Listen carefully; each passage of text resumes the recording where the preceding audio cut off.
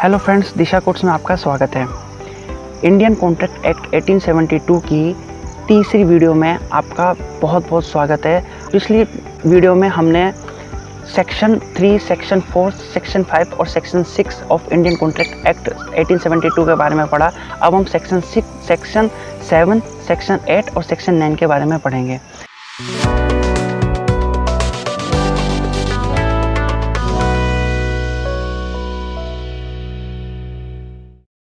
ये सेक्शंस क्या कहते हैं, इन वीडियो में हमें ये समझना होगा कि किसी भी कॉन्ट्रैक्ट को जब हम एक्सेप्ट करते हैं तो उसका मैनर क्या होना चाहिए। अगर उसमें कोई मैनर लिखा है तो उस मैनर के थ्रू करना चाहिए, या फिर किस तरीके से उसको एक्सेप्ट किया जाए ताकि हमारा जो कम्युनिकेशन ऑफ एक्सेप्टेंस है वो कंप्लीट होने के बाद में डिस्क्वालीफाइड ना हो। वो जो हमने सेक्शन 6 में जो कंडीशन पढ़ी थी कि अगर हम कंडीशंस नहीं फुलफ़िल कर पाते हैं तो हमारा प्रपोज़ल रिवोक हो सकता है, तो हम उससे अपने प्रपोज़ल को कैसे बताएं। तो वो सेक्शन 7 में लिखा हुआ है कि आपका जो प्रपोज़ल, आपका जो कॉन्ट्रैक्ट है वो एब्सोल्यूट कैसे हो सकता है। उसकी पहली कंडीशन ये है कि आपका जो प्रपोज़ल है वो शुड बी एब्सोल्यूट और अनक्वालिफाइड होना चाहिए। अब एब्सोल्यूट हम सब समझ पा रहे हैं कि एब्सोल्यूट का मतलब कि प्रॉपर या शुद्ध रूप से होना चाहिए। साफ़ सुथरा का तो हैंडराइटिंग में बोलेंगे, जो कि आजकल वैलिड नहीं है ड्यू टू अपना जो लेपी या पीसी से जो अपनी सॉफ्ट कॉपी जाती है। तो मतलब प्रॉपर होना चाहिए, मतलब उसमें दी गई डिटेल्स प्रॉपर सही होनी चाहिए। दूसरा आता है अनक्वालिफाइड। अनक्वालिफाइड का मतलब यहाँ पे ये दिया गया है कि आपको जब प्रपोज़ल एक्सेप्ट करना है तो वो बिना किसी शर्तों के करना है, क्योंकि जो शर्तें हैं वो प्रपोज़ल ने ऑलरेडी मेंशन कर रखी है। तो जब आप एज ए एक्सेप्टर किसी भी प्रपोज़ल को एक्सेप्ट करते हैं तो उस टाइम पे यह शुड बी एब्सोल्यूट और अनक्वालिफाइड होना चाहिए। मतलब कि इसमें लिखी हुई जितनी भी नॉलेज है प्रॉपर से एब्सोल्यूट होनी चाहिए, और अनक्वालिफाइड मतलब बिना किसी शर्तों के। एज ए एक्सेप्टर आप आपकी शर्त नहीं रख सकते, जो उसमें शर्तें हैं वो आपको मान्य हैं, इसके बाद ही आप उस प्रपोज़ल को एक्सेप्ट कर रहे हैं।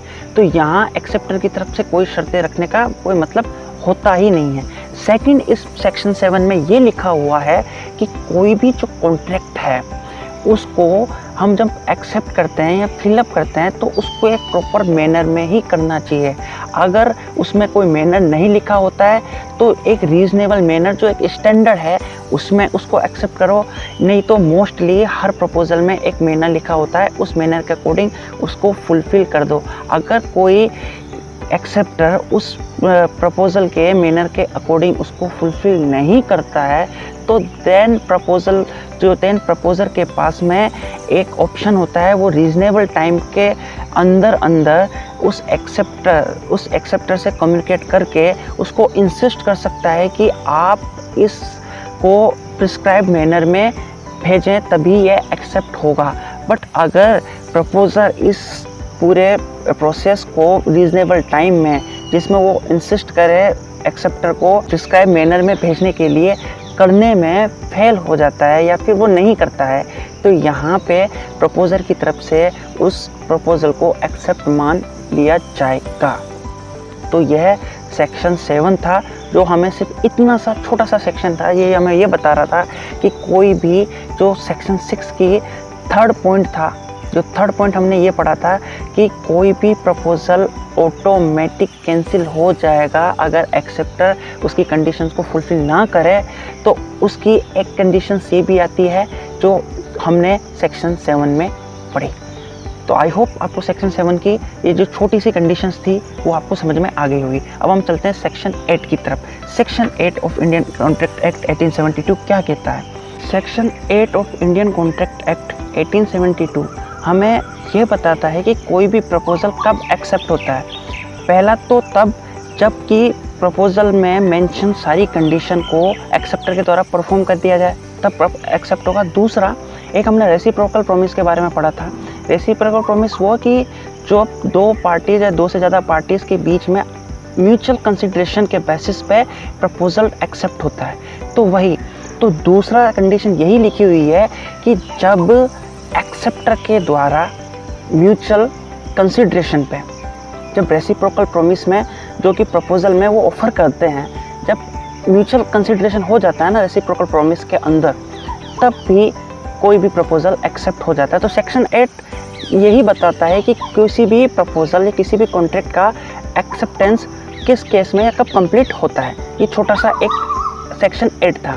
Section 9 of Indian contract act हमें इतना सा बताना चाहता है कि कोई भी कॉन्ट्रैक्ट या फिर कोई भी प्रपोजल का जो एक्सेप्टेंस है उसका कोई भी जो प्रॉमिस अगर वो वर्ड्स में लिखा हो, मतलब अगर शब्दों में मेंशन हो, तो वो एक्सप्रेस हो सकता है। The promise is to be express. पर वही प्रपोजल और एक्सेप्टेंस अगर अदर देन वर्ड्स हो, other than words to mean अगर ये वर्बल हो, अगर ये मतलब बिहेवियर लैंग्वेज में हो, मतलब फॉर एग्जांपल एक म्यूचुअल अंडरस्टैंडिंग के बेसिस पे भी जब काम होते हैं, तो इस टाइप के जो प्रॉमिस है वो एम्प्लॉयड कहलाते हैं। मतलब सेक्शन 9 हमें ये बताना चाह रहा है कि कोई भी प्रॉमिस का एक्सप्रेशन या इम्प्लीमेंटेशन क्या है। अगर वो कोई भी प्रॉमिस का कोई भी एग्रीमेंट या प्रॉमिस या प्रपोजल जो भी है उसका एक्सेप्टेंस वर्ड्स में लिखा है, मतलब लिखा हुआ है, डेट उस कैन बी एक्सप्रेस, तो वो promise is to be express. बाकी अगर वो अदर देन वर्ड्स है तो that is to be employed, मतलब वो कि लागू करने योग्य है या लागू हो चुका है या फिर लागू किया जाता है। तो सेक्शन 9 सिर्फ इतना ही हमें बताता है। अब हम इस वीडियो को, ये बहुत ही छोटी सी वीडियो मैंने बनाई क्योंकि हम नेक्स्ट वीडियो में क्या पढ़ेंगे, जो मैंने बताया था कि हर एग्रीमेंट कॉन्ट्रैक्ट कब हो सकता है। तो अगर वो एग्रीमेंट अगर कॉन्ट्रैक्ट होता है तो कब वो वॉइडेबल कॉन्ट्रैक्ट होगा या फिर कब वो कॉन्ट्रैक्ट होगा, ये समझने के लिए, जो कि हम इसको वास्ट में समझेंगे, वो अपनी नेक्स्ट वीडियो में समझेंगे। अगर आपको हमारी ये वीडियो अच्छी लगी है तो प्लीज़ इसको लाइक करें, कमेंट में अपने सजेशन और दें और इसको ज़्यादा से ज़्यादा शेयर करें ताकि लोगों को कॉन्ट्रैक्ट के बारे में अवेयरनेस फैल सके। और प्लीज़ चैनल को सब्सक्राइब करें और बेल आइकन को प्रेस करें। Thank you for watching.